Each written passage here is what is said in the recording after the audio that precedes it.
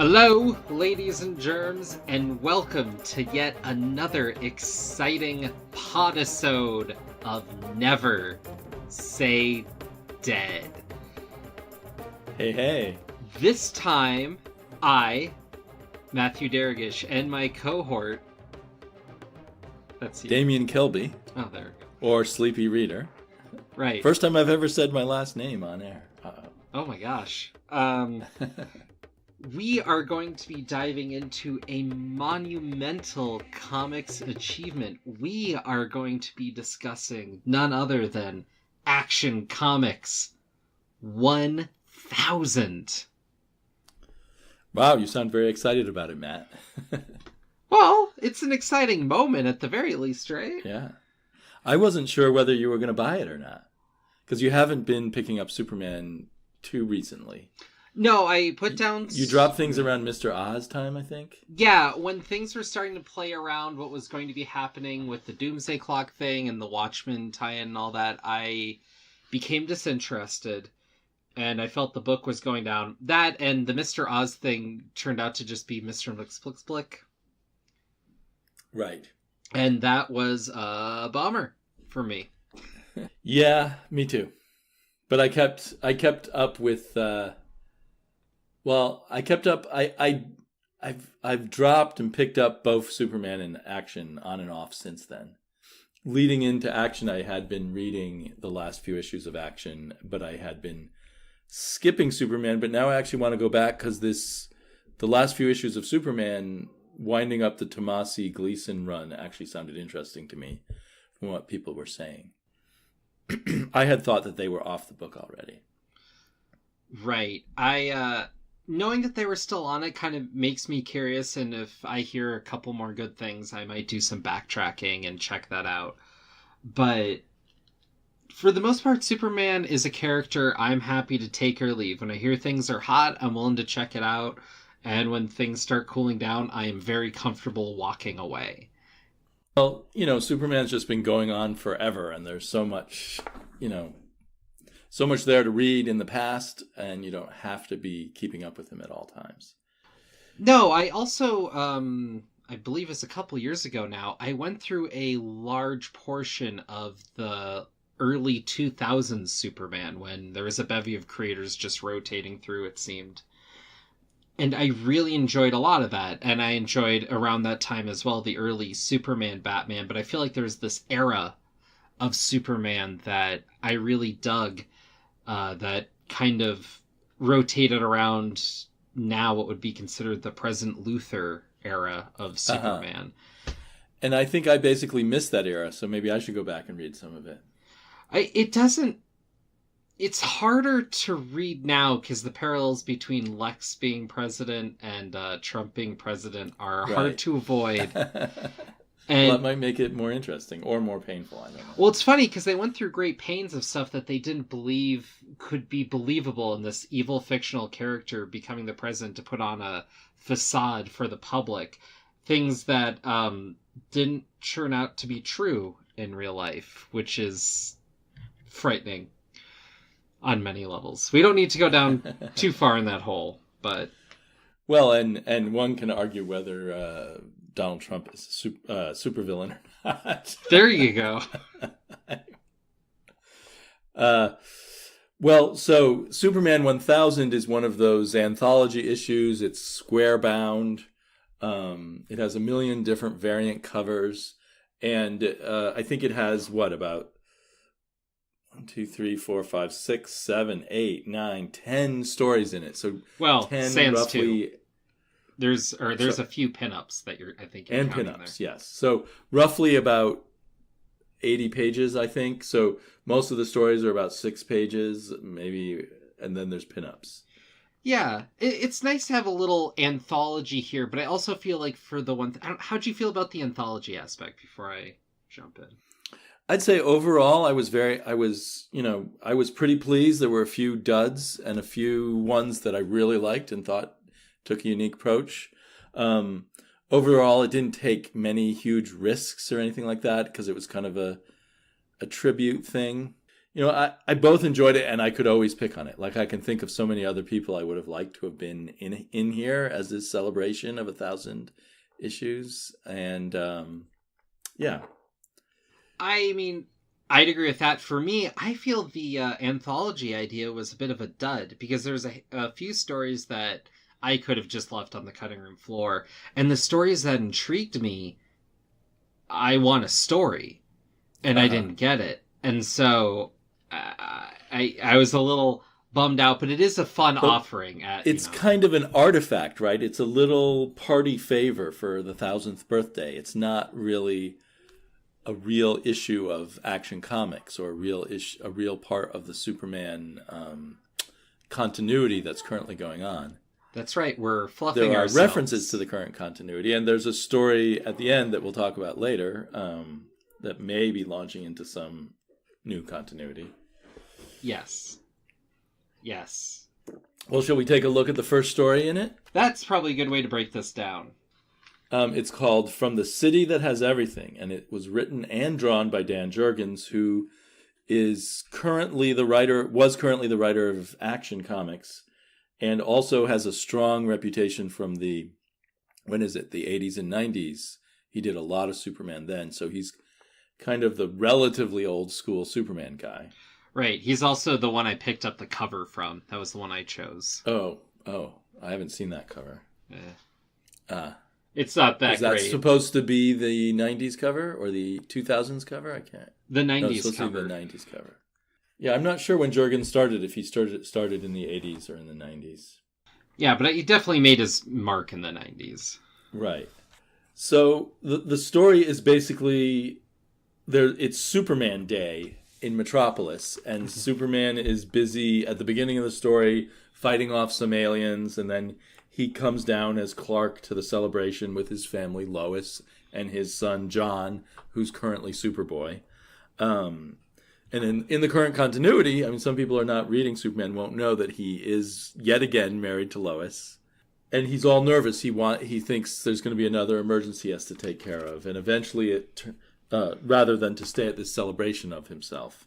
And eventually it turns out that the other superheroes of the DC universe have been taking care of all the emergencies so he can attend the special Superman Day. And disturbingly to me, the Martian Manhunter has been telepathically manipulating him so he won't notice all the emergencies he needs to attend. And then there's the big money shot of him appearing with all the heroes. You know, it's kind of a semi-double page spread. I have a note on that too. I don't know if you saw in the back. Like, there's all your usual DC suspects, but in the back there's Deathstroke and Harley Quinn. Oh, I didn't see that. That is bizarre. And Harley's wearing this like Superman. She's wearing an S on her. Yeah. Superman top. I could see Harley Quinn sneaking into the party. Deathstroke is even more extreme to me as someone who would not show up. Yeah. Just bizarre. So it's a cheesy story. And it's kind of supposed to set the tone of this is a celebration of Superman. And I enjoyed the old school 90s, 80s art, but the story just kind of annoyed me. So I agree with you. I think this is one that could have been left on the cutting room floor. What hit me was, for those of our YouTube followers, Running with Comics has a certain opinion of Superman that's fairly negative. And just has that... It's a fairly common idea, though. The fact that he's just the Boy Scout and everything's all right. There's no real drama or tension or anything interesting. He's bland, he has too much power, and he's just the Boy Scout. He has no edge to him. Yeah, and what's the problem in the story? Oh, that he cares too much. You know, like... cut it. Right. So Dan Jurgens and this kind of 80s, 90s take on Superman is very much the too good Boy Scout. And, I don't know if it's getting too far in the weeds, but I feel the old school Superman, the really old school Superman, where Lois Lane loves Superman but not Clark Kent, that gave him an edge. That gave Superman a conflict. And they... somewhere in the I don't know when. I think the 80s. They made him and Lois. Lois knows all about him, and everything goes along fine. And Lois is the perfect wife/girlfriend, or girlfriend/wife. And that to me took away the one edge Superman might have had. But anyway, I think there's other aspects to Superman, and I think we see some of that in our next story, which one is it? The next story was, I believe, one of my favorites. It was the one by, they don't have the title on the first page. That always annoys me, but it's called The Never-Ending Battle, and it's by Peter Tomasi and Patrick Gleason, who just ended their Superman run. And it's a series of single-page panels, right? Or, splash pages. They look almost like covers, with a lot of a monologue by Superman describing the story of how Vandal Savage threw him back into time, trying to trap him into a time loop, and so he ends up sort of briefly in all these different time periods that the character Superman has been in, but in current continuity, he couldn't have actually been to all these places and times, like World War II and stuff. Right. And each picture is, an amazing splash page or an amazing pinup or cover of Superman in action. And there's kind of a fun narrative going along with it. And somehow he fights his way back through time and through these different incarnations and defeats Vandal Savage at the end. But some of the covers are tributes to famous images and covers, like from Frank Miller. Right, and each one encapsulates like a big moment from in Superman's history, and to me, this should have led off the issue. This would have given a more modern yet retro, a modern take on looking back at Superman's history. Well, and beyond that, I wish this one got at least the pages. Like, I think, like you said, each one of these was a cover. I could have gone for an issue for each one of these, and seeing like this Vandal Savage aspect played up through Superman. That sounds like a fun arc to me. You're right. They burnt away a whole incredible story they could have done. However, given that it was so kind of meta, to have whole issues, where he's trapped in 1938, enacting scenes from the very early Superman stories, or then enacting scenes from the 1980s or whatever, I think it might be a lot for single issues to bear. This might be something that could have spun out into a good original graphic novel, in my opinion, maybe 80 pages or something like that. So I disagree. I think you need the time of like each one of these being its own thing. And I think you could play with that, but it would be written, in my mind, somewhat akin to that last issue of Final Crisis, which was this post-narrative, metatextual way of looking at Superman, which is what this evoked for me, which for me was one of my favorite issues of comics in its time, and was something that was railed against by most people. So I know I'm in a minority here. But I feel like that sort of story with Superman, with the play on continuity and all that, and maybe just diving in on that. Although that sounds more Morrison-esque, I guess, than anything else. I think if you did this, I think you'd have to do it out of the regular Superman continuity, because it would just be too... if you took each one of these pages and spun it into an issue, I think this was the longest story in here. It would be 10 or 12 issues.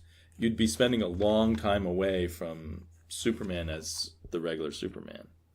And you'd have to have a lot better ending than him just arriving home just in time for his birthday party or his 1000th celebration. Right. I love Krypto at the end. I mean, I totally agree with you. I would love a series done based on this, but I also was very happy with it as a kind of visual and storytelling stunt for a anniversary issue, for a celebration. I thought it was pretty great. Yeah, I agree. How did you feel about the Romita Jr. pinup? Was that there? Was that the next thing? Yep. That's one of the best Romita Jr. pictures of Superman I've seen in a long time. I really did not like his Superman when he was on it a few years back. Oh, yeah. What did you think about it? He looks a little scrawny here to me, which is funny He because does. Romita Jr. is known for the blockier characters, so it's Yeah. funny to me that he looks a little anemic. Well, I don't like Superman too muscle bound because it doesn't really make any sense. How does he even find weights to lift that would exercise his muscles? Well, he's just supposed to be super strong. Yeah, but it's not based on his muscles, right? Isn't it? Supergirl's super strong too. Well, she's beefy, isn't she? I don't know, unless you get the Paris Hilton one. She's fit, but she's not. I don't know. I don't know why. I prefer a slightly slimmer Superman, not a wimpy Superman or anything. But Well, Wimpy Superman's a fun Superman. okay. Well, so we both agree, although with different quibbles, that we like The Never-Ending Battle by Tomasi and Gleason. Definitely. And, who knows? Maybe someday this will inspire a story.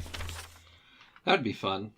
You know how, like, over at Marvel, everything that they did in What If eventually ended up being a long story arc years later.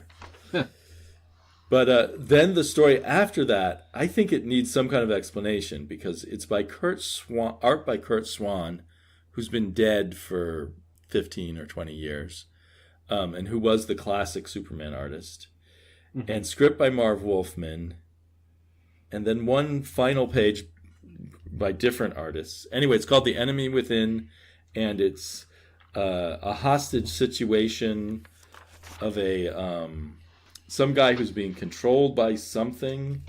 I don't know if we're ever clearly explained what it is. Well, so what this was a tribute. They took an old Kurt Swan and Cindy Goff story.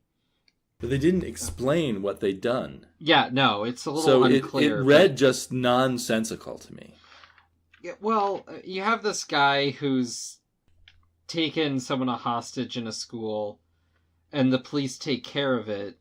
But meanwhile, Superman was there all along as a bum, I guess? Was that him as the bum? I wasn't sure.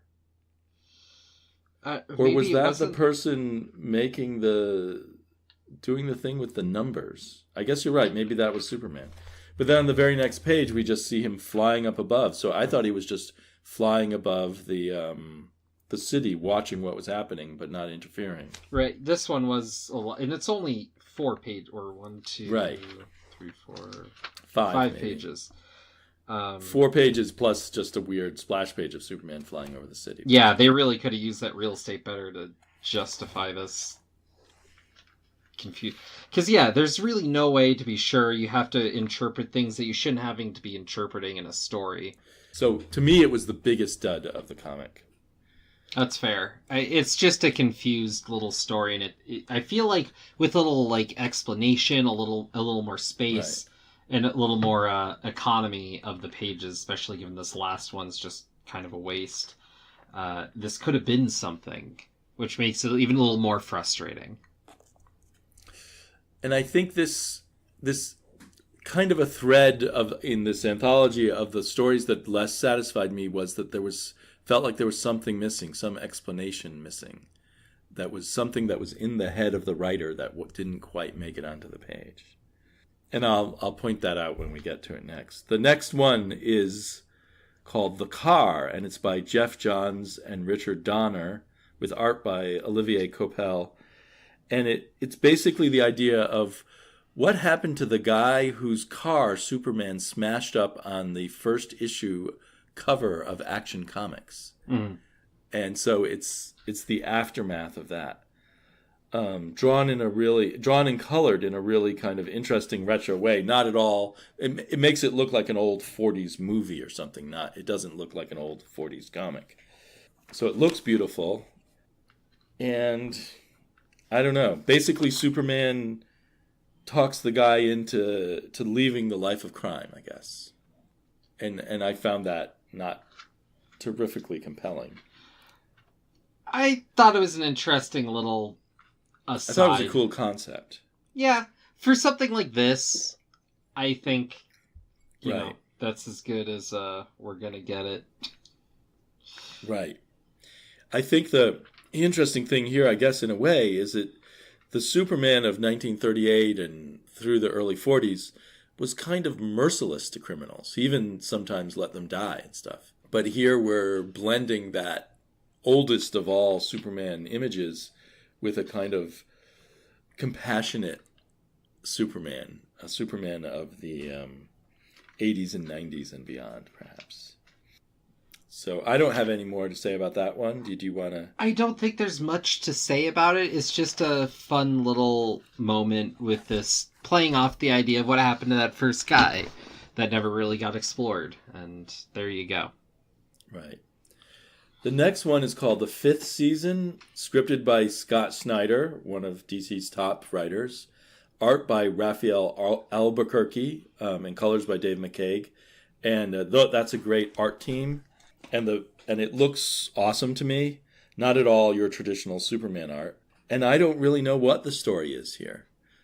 Superman and Lex Luthor's at a planetarium, and they're talking about Lex Luthor's childhood, I guess. Right. But he also has these bizarre weapons, the Eye of Zotar and the Chronos Time Scissors. I don't know. I can't even summarize the story because I can't figure out what's going on in it.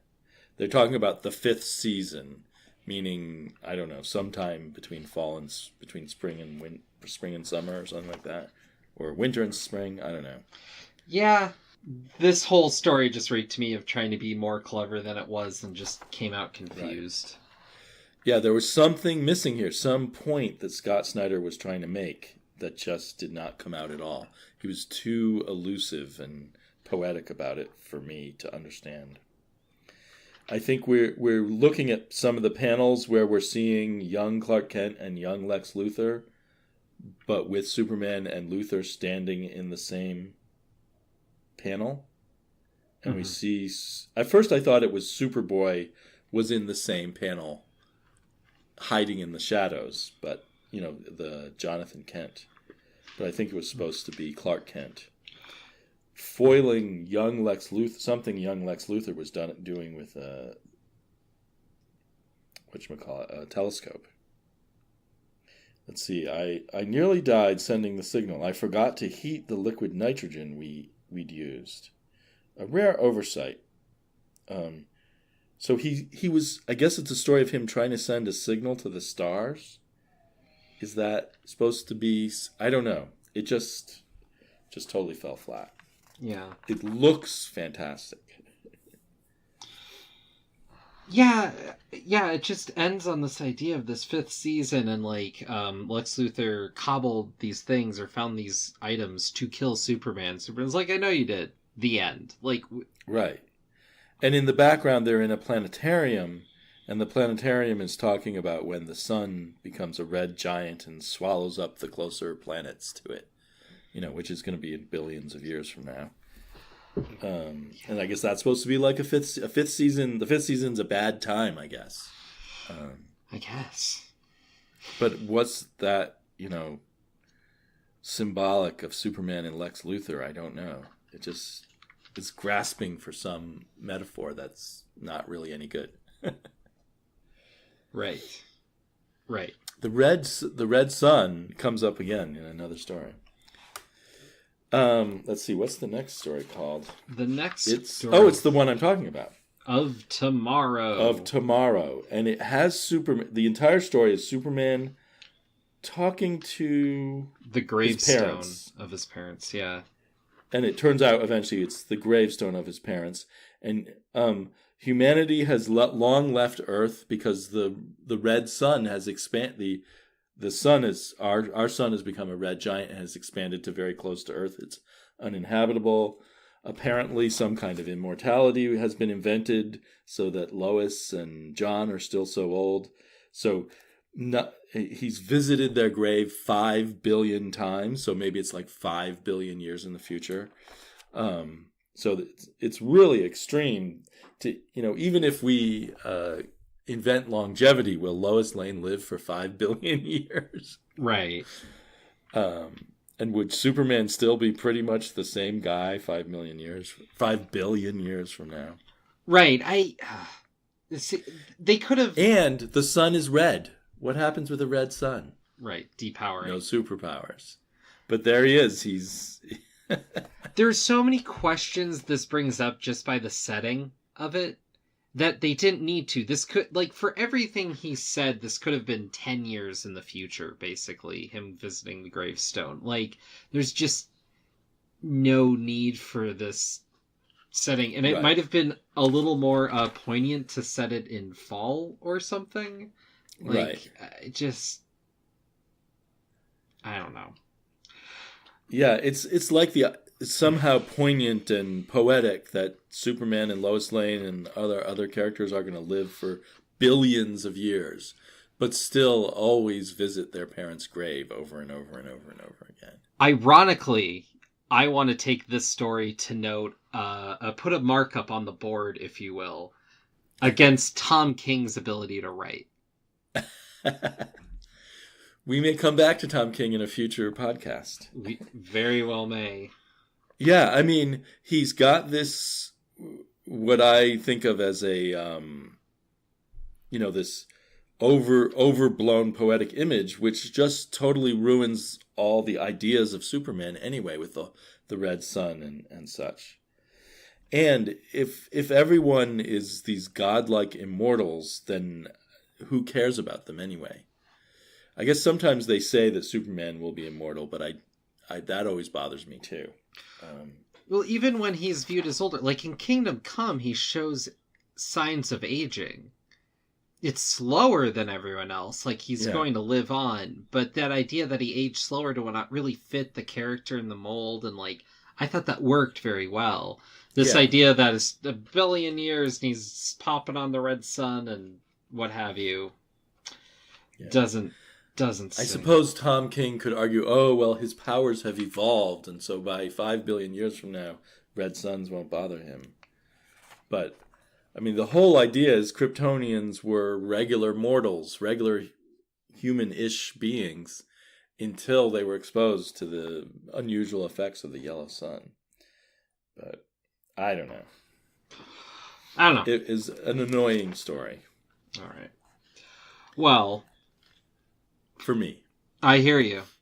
I'm going to make a prediction and guess that our next story, with Louise Simonson writing and Jerry Ordway on art, entitled 5 Minutes, was a bit more what you'd be expecting. And what you'd be... Yes. Yeah.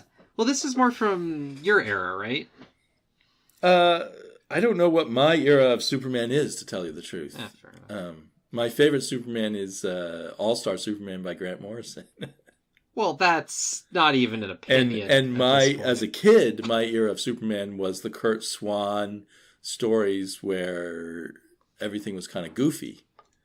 And I was not a big Superman fan at the time. Although I always wanted to like Superman, I would always be disappointed. But I really liked 5 Minutes by Louise Simonson and Jerry Ordway. And it again evoked to me that somewhere in the 80s, 90s range of Superman stories. And I read Superman on and off in the 80s and on and off in the 90s.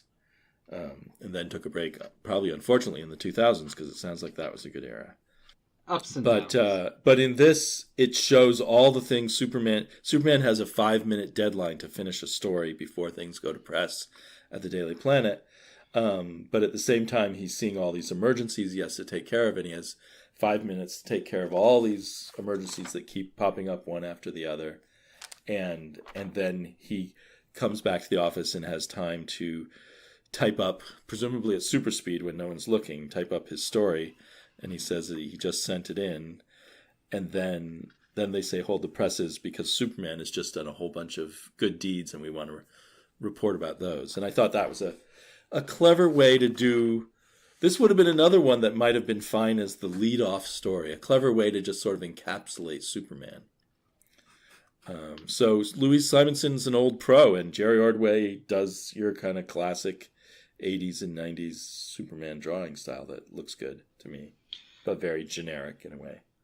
I think so, too. For me, too, this hit something that I don't see enough in anniversary issues that I thought was a cool take. There's a little bit of the idea with the 5 minutes, you have 5 pages, make it tight and round and make that part of the story. But this is also just like a prototypical Superman story just told. Right. And I like that No idea. fancy pretension or anything. Let's just tell the story. Right, and let's just make this a celebration of what got us here. So then we get another one that I thought was very fun. What did you think? Well, let me describe Actionland briefly. In Actionland, we get a tour of a Superman theme park sometime in the future, apparently. I thought maybe in the time of the Legion of Superheroes, where they tend to worship Superman so much. But then it turns out that this is all a little almost kinky fantasy being done by Mr. Mxyzptlk and his wife, who I think comes from the cartoon, not from comics. In the Superman the animated series from the 90s, he has this sexy redheaded wife. And it's kind of a nice little appreciation both of Superman and of Mr. Mxyzptlk. And beautifully drawn by Jose Luis Garcia Lopez. Did you enjoy this one? I enjoyed it. I thought it was kind of bizarre because at the end, this does end up being a lot more. Fun fact on that for anyone laughing and struggling over the name. If you look over the history of whenever they say his name in any animated or radio incarnation, there might be one or two that overlap, but they almost intentionally pronounce it differently each time. Yeah, I remember I watched an episode with the version of Mxyzptlk on Lois and Clark. Oh, jeez. And that was a completely different pronunciation than on the animated show. This was beautifully drawn, and it packed a lot of story, and it all made sense in 1, 2, 3, 4, 5 pages. Yeah. So it was as a part of this sort of tribute issue, it was a really good one. Yeah. And it was I should have said it was written by Paul Dini, which again, a more solid writer. These star writers like Tom King and Scott Snyder are trying to do something so fancy that they just sort of forget about making a clear story. And with Dini, we get the Louise connection to the Simonson animated and Dini series. can make a nice, solid story out of 5 pages. Man, the art in this one is good. I keep flipping through it. So then, it doesn't have the title at the beginning. Then the next one is called Faster Than a Speeding Bullet. Oh, yeah. And it's by Brad Meltzer. I have heard interviews with Brad Meltzer, but I managed to miss all the comics he wrote at DC. And art by John Cassaday, who I love for Planetary, but the art in this is kind of lame. And the whole story is just about Superman racing to stop a bullet that's coming through a gun that's pointed at a woman hostage's head. And somehow she does something that's supposedly brave, where she tilts her head into the gun. Well, what she's doing is she's bucking him. So she's fighting back, and she's being brave in the situation despite everything, which is just enough time for Superman to save her life where he otherwise wouldn't have been able to. Right. This was my favorite bit in the entire anthology. Oh, really? Okay. Yeah. It's this story about, it's about Superman and the hope that, it's not him inspiring the hope in others, but because of the hope and the bravery in someone else, he was able to save her, and her fighting despite no clear sign of victory, and then being rewarded for it in the end. It's such a tight, clear story that gets to the heart of what Superman's about, which is hope. And this is that. In 5 pages, clearer than anything else, and no big celebration of the lore of Superman. It's just cutting right to the ethos of it. And this is, for all intents and purposes, especially for Superman, a very street level story. This is some mugger going to shoot some lady over essentially nothing, and Superman's racing to save it. And I don't know. I love that. Yeah. I love it when we can take superheroes down to a more human level, because sometimes all the continuity and rules and power levels and everything gets to be a bit ridiculous, and it's nice to bring it back. Well, you've sold me on this story. I don't think I appreciated it when I read it. I got kind of hung up on what was supposed to be going on with her and the gun. Yeah. Anyway, yeah, you're right. As you describe it, it's a great story. I just maybe didn't read it right. Yeah, I'll teach you. Don't worry. And in a way, Superman looks like he's from an old movie or something, so that's kind of interesting. I'm guessing Cassidy just looked at an older Superman movie as reference. Yeah. But the facial expressions were a little lacking for me. But anyway, they're a little you know what? Kirby-esque. It does capture the Kirby-esque. It does capture, like you say, a important kind of thing about Superman. So what's the score here? About 2 to 3 stories we really hated? Yeah. Out of, what was the total? Like 10.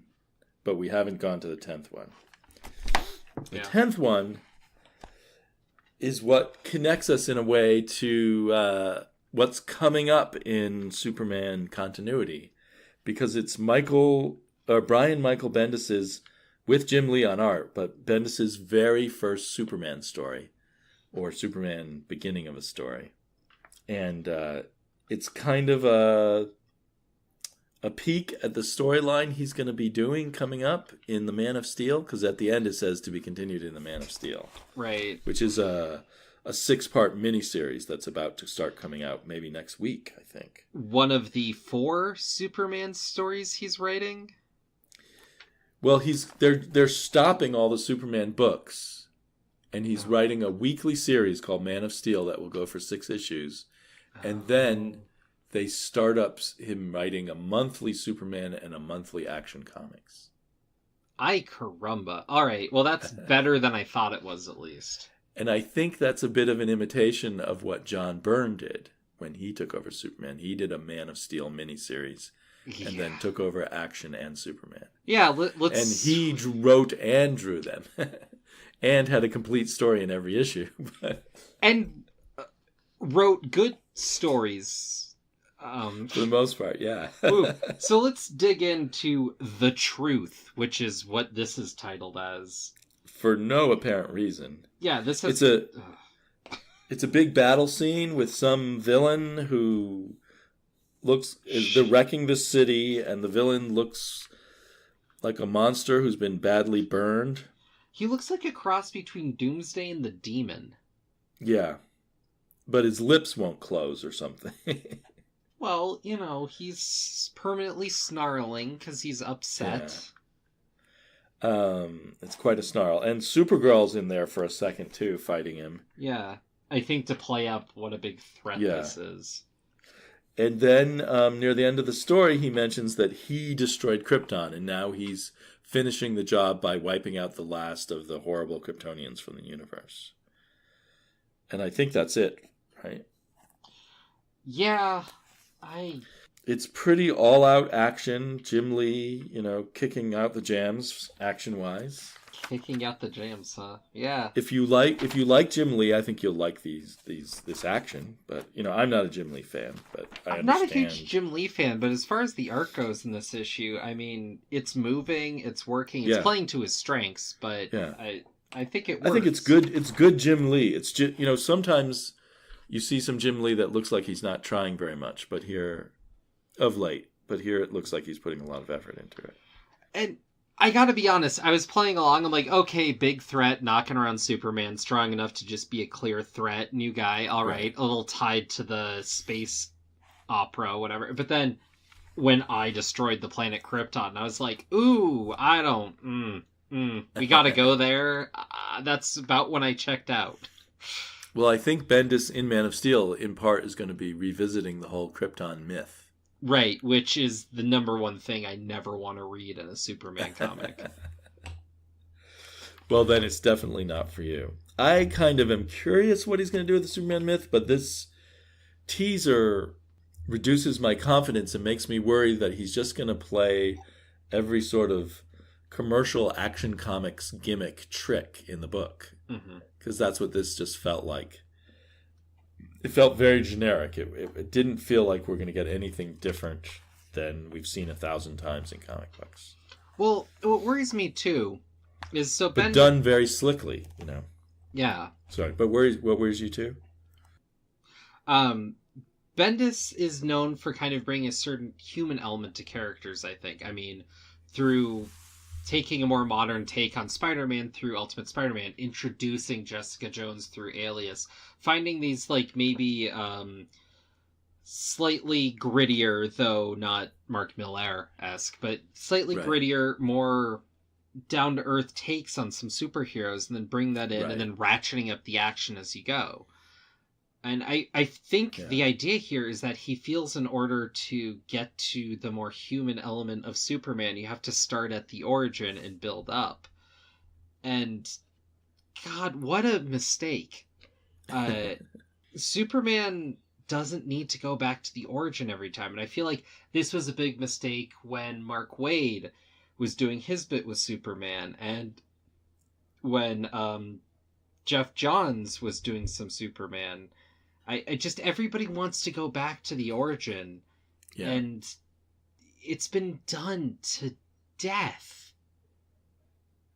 And I just would rather see anything else. Well, and the question is I mean, the origin is kind of a science fiction story. Is Bendis a great science fiction writer, or is he more, like you say, more of a street level thing? He says that in Action Comics, he's going to focus more on the city of Metropolis. So I'm thinking of maybe continuing with Action, and I don't know whether I'll get the other Bendis book, The Superman. Right. I'm just worried. I mean, when you heard Bendis was moving to DC, did Superman spring to mind for you?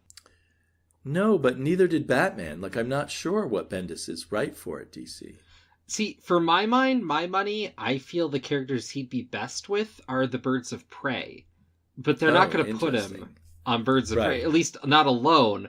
But when I heard it, I assumed that Bendis would be taking a Superman or Batman or Green Lantern, something I assume big. Batman or Justice League, really, because those are the money books. Justice League would make sense given his fame with Avengers, I think. Right. But I assumed he was going to be also taking on at least some limited run with some lesser character that he had some affinity for. And the fact that we're not seeing that right out the gate maybe is to be expected, but I'm hoping that comes sooner than later. Well, and Superman is a sort of lesser selling character, even though he's the bedrock of the entire American comic book industry. So it's a bit of a challenge to see if Bendis can make it sell better.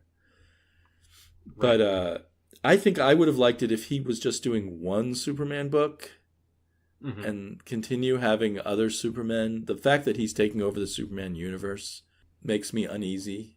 And my limited experience reading Bendis is he can be very good, or he can just end up stretching things out and spreading them out forever. Like when he took over the X-Men, I liked it for a while, and then it just sort of drooped, and it felt like nothing. He didn't want to. He threw out some good ideas, and then he didn't want to end them, maybe because he didn't have the next ideas. Right.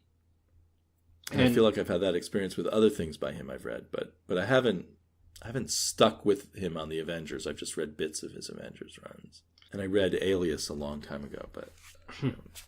Well, his wrap-up with Jessica Jones was strong, but a lot of his other Marvel exiting books were not very well received by many people, and I think deservingly so. And I'm kind of wondering if he was either kind of checked out, or if he's maybe a little burnout. He's always been someone who's put more on his plate than should be there, it seems. Because atop being a star writer with incredible workload, in that aspect, he's also a teacher.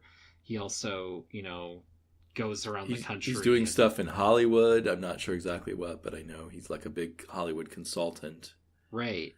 And so... Yeah. And they've already got him at DC he's going to have his own boutique line that he kind of is the concierge of, or what's the right word?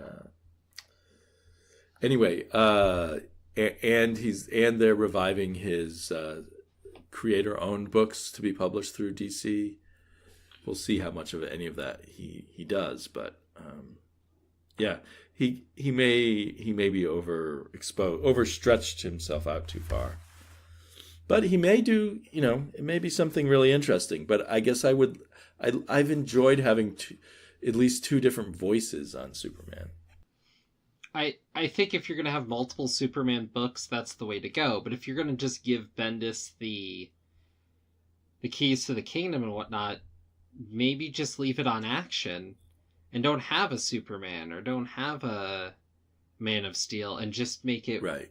one book that goes. And I think just have Action come out twice a month and that be it. Yeah, just give it a book and let it continue. Yeah. And I always feel that's the stronger move. We've seen that gone back and forth with Batman and Spider-Man and Superman before even. And well, despite your feelings about the short stories in here, I think Superman is well suited to shorter stories, and because of his kind of iconic nature, like they had that series Adventures of Superman a few years ago, and I really liked that, and that was just like 10 or 20 page stories. And with Gleason and Tomasi, I think my favorite stuff by them has been one shot issues or maybe 3-issue stories. And I think Bendis likes to do stories that last for years and years. We'll see if that's the approach he takes in Superman. But that's part of what bothered me about this quote story, the truth of his in here, because it was just one long extended action scene that was just a teaser for further possible story possibilities. But the actual story in there was contained in 1 or 2 panels. So I guess Bendis is one of the bigger people of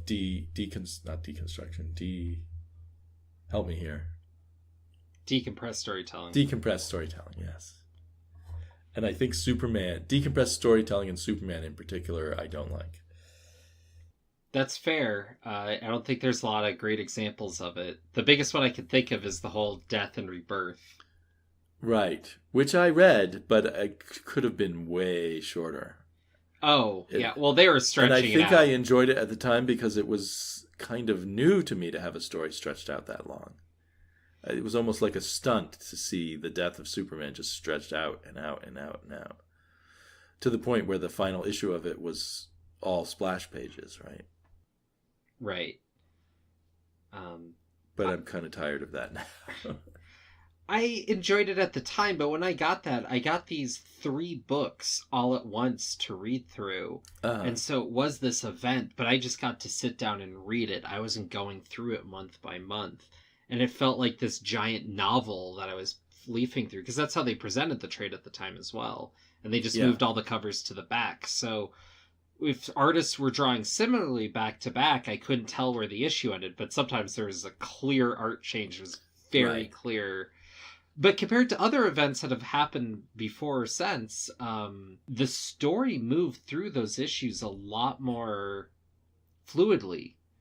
Yeah. And so you could be confused as to where the break was between issues if there wasn't something delineating it for you. Yeah, and that was quite an editorial feat, because I think that was going across 4 different Superman books that came out, 1 each a month. So it was like a weekly comic in 4 comics.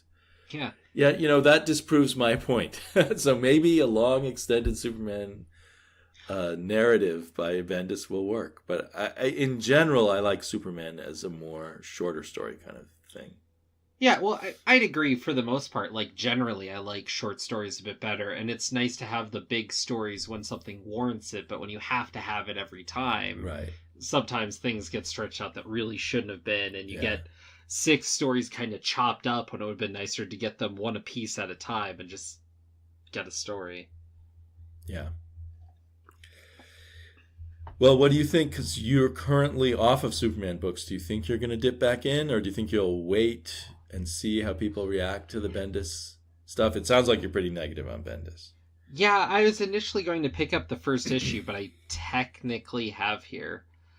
And I think I can leave it unless I hear something so positive. I'm not worried about it selling out. Right. I'm not worried about missing some grand story right now. Yeah. Well, it seems like given the way Bendis operates, the smart money would be just to wait for the trade, because it may read much way better that way. Like the trade of the 6 issues of Man of Steel, and then the trades that come out after that. Right. Well, I'm also waiting. DC has this publication coming out, DC Nation, that's going to be like a quarter or something.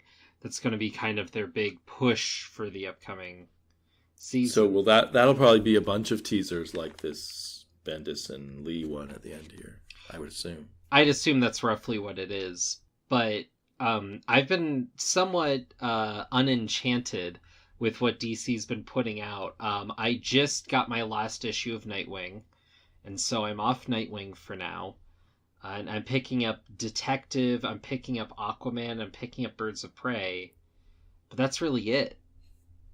And since I'm looking at picking up more Marvel, because Marvel snagged a few titles that just piqued my interest, I'm finding it hard to divert my funds back to DC without a little inspiration. I feel like in order for DC to win me back, I've got to see stuff outside of the box. Well, but their most outside of the box book right now is Batman, and you don't like that. How is Batman outside of the box? It's way outside of the box right now, the way it's written. No, it's not out. Oh, we should save this because I have Mr. Marvel. Mr. Miracle written by Tom King is very outside the box. DC should write a book called Mr. Marvel just to sink it in. If anything, I think as Marvel is looking a little better now because they're writing inside the box a bit more. You know, like I'm interested in the Fantastic Four coming back, and I'm enjoying Marvel 2-in-1. And I'm enjoying Thanos, the Thanos series by Donny Cates that just ended. Oh, wow. But I'm still reading a lot more DC than Marvel. And I still don't trust Marvel to deliver the goods over... If I'm going to buy single issues, I don't trust Marvel. I might, read plenty of the Marvel after it's done if they follow through, so to speak, on their stories, rather than having them all interrupted all the time and such. Right. Well, the Spider Office, being something that I'm somewhat obligated to keep up with at this point, keeps me on. And but outside of that, Domino is a book I'm picking up because I'm a big Gail Simone fan. Having her back in Marvel has just been a treat for the one issue so far. Did you like the first issue? Oh, you just said it was a treat. Yes. So. And I don't know, and I'm following Slott because Slott's one of my favorite writers. And so I'm going to at least try him on Iron Man and Fantastic Four. Yeah, and that makes sense. That's a lot. Especially with everything being $3.99, which I am no fan of. And then with them throwing the $4.99 issues at you when you never even know when they're going to do that. Oh, I'm assuming Amazing Spider-Man is going to be like $10 next month with the big OO coming up.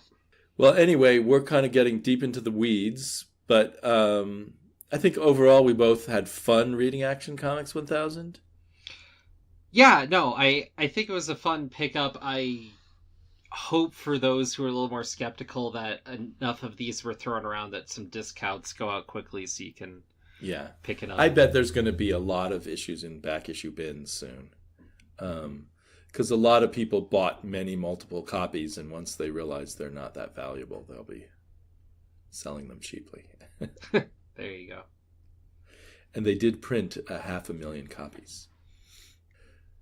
So, but it doesn't necessarily make you want to read current Superman. It is just a celebration of the idea of Superman, rather than saying you could just as easily read this issue and then go back and read Action Comics from the 50s and 60s and have fun, or from the 90s, go back, and this might make you want to go back and read The Death of Superman, or read The Death of Superman again if you haven't read it, if you've already read it.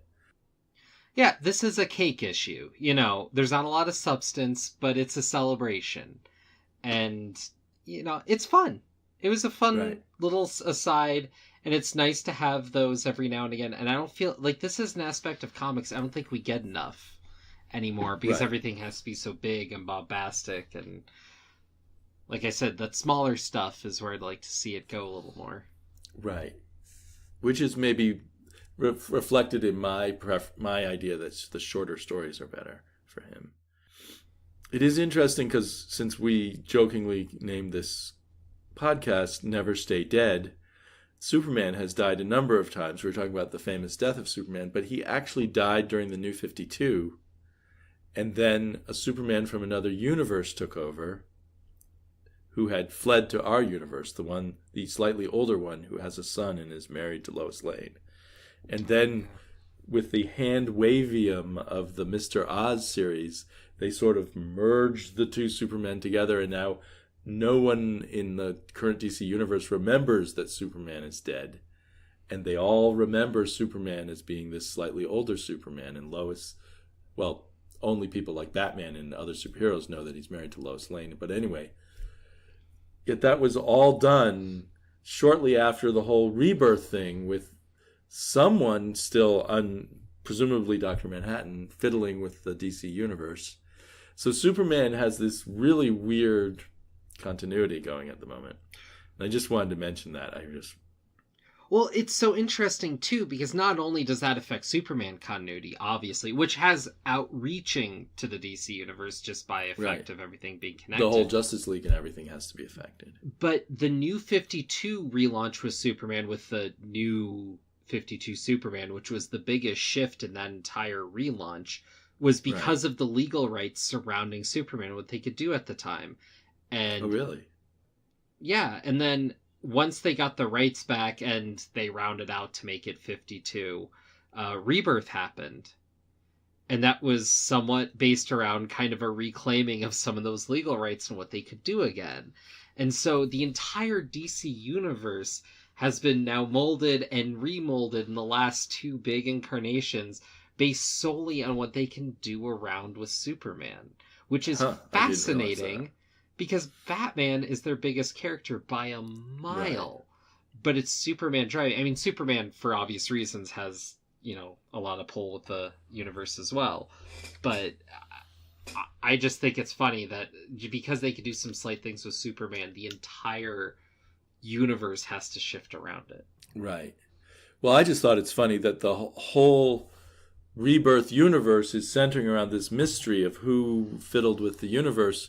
But we have this whole separate fiddling of the universe that we saw in the Mr. Oz thing. Anyway, yeah, I guess it's not worth going into any further, but Superman has died at least twice, if not more.